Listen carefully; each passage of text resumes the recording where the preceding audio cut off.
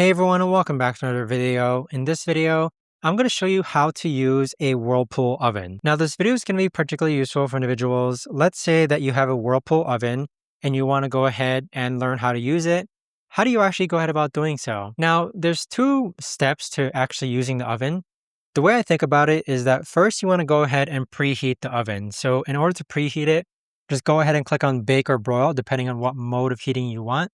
In most cases, we're just going to bake something.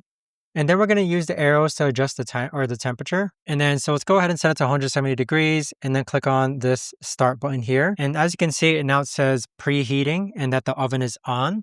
Once it hits that desired temperature, this is when you want to go ahead and set a cooking time. So with the cooking time, you can click on cook time and then use this to set the desired time. And then same thing, click on the start button.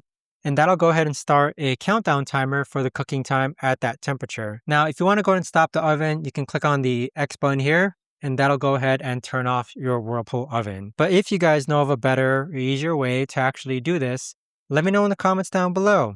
I would love to know. Thanks much for watching everyone, and I'll see you guys all in the next video.